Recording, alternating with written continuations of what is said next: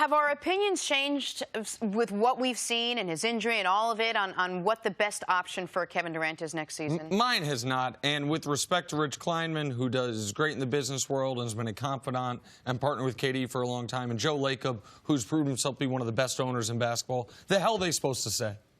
What's Joe Lacob going to say? Listen, we know we're re-signing Clay. We don't know about Kevin. No, of course. He's going to say we're confident we're re-signing them both. And what's Rich Kleiman going to say on this Wall Street Journal sports panel?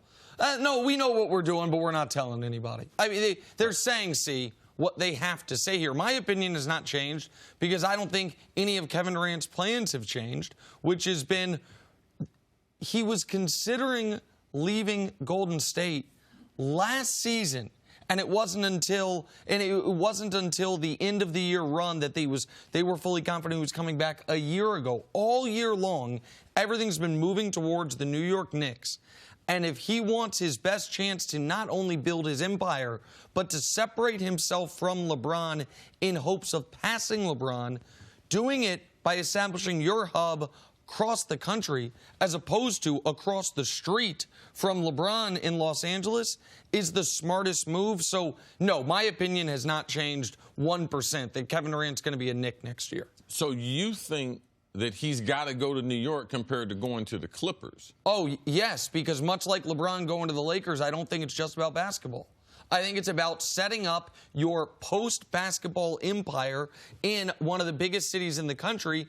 And LA's a big city, but LeBron's sucking up a lot of oxygen there as far as people that want to be involved with athlete-turned-mogul. They've got Magic Johnson there. You now have LeBron there. Kobe's there as well. Derek Jeter's no longer in New York. He's in Miami. There is a space for that in New York City. I'm going to stay away from the business side because I don't necessarily agree with that. Okay. Because I believe that in L.A., especially with the Clippers, if you win a championship, because also I do realize it's the Knicks. If I could pick, would I rather win a championship with the Knicks or with the Clippers? Of course. But, I mean, man, this is about trying to win. And anywhere he goes and adds a championship, he's going to add to his legacy. You guys can argue about, who's going to make more money off the court. That don't mean nothing to me. This is about sports. It's a sports show. And I believe that right now, all these players realize how much winning has to do with it. And Kevin Durant, he has seen since he went down with that calf strain, they have not lost a game. They have not missed a beat. He's responding to people saying that, if they win Kevin Durant's, his 2 other rings, they're going to be, you're going to have an asterisk on it and everything. So there's a lot of stuff going on. I believe the basketball is the most important part of it. And I believe that the Clippers are in the game. Doc Rivers, Jerry West, Steve Ballmer, they are in the game. And I think that series battle 4-2 against the Clippers, I believe it gave Kevin Durant, maybe a little more confidence that if I was able to join this crew of guys that we can get some stuff done. Where do you think Kevin Durant has, if winning is really what's on his mind and his biggest priority in playing basketball, where do you think he's got the best chance to win? Other than Golden State? Other than Golden State. Because obviously, if it's just winning, then he would stay where he is. If it's just winning and if it's just money, he'd stay where he is. So, which is why the fact that it's even on the board that he's leaving, to me, makes it pretty obvious that he's leaving, if that makes sense. Sure. Because the 2 things we hear people talk about, winning and money, Golden State can offer him the most money. It's the best chance to win. So it's about legacy components as well, even if we set the business part aside. I don't know that the Clippers are in a much better position moving forward than the Knicks because the Knicks are a blank slate. The Knicks have 2 max cap spots and the ability to really be in the game for Anthony Davis. So now it's unlikely they would get Durant, a max free agent, and Anthony Davis. But to me, it's very unlikely they would get Durant and neither of those other 2. It would be Durant plus Anthony Davis or Durant plus all-star level guard X, whether it's Kyrie, Kemba, Jimmy Butler. That makes you an instant contender. Is that a better spot than Durant plus what they already have in L.A. with the Clippers? Because they have less ability to easily sign another max guy. To me, it is. Is the East still an easier route than the West, even though we are seeing the East get stronger?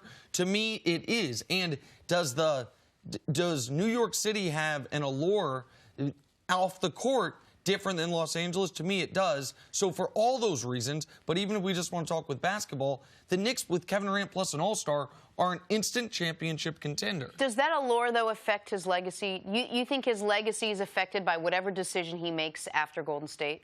Well, it depends on if he wins. Like his legacy, I mean, he doesn't want to leave with his legacy being Golden State, even if they three-peat. Kevin Durant with 3 championships, but they were in Golden State. He couldn't win without them. That's what the story will be. He wasn't a champion. He lost to them. He had them down 3-1. He had to be able to join them. And also, you have to realize, though, Draymond, Clay, Steph, they got 4.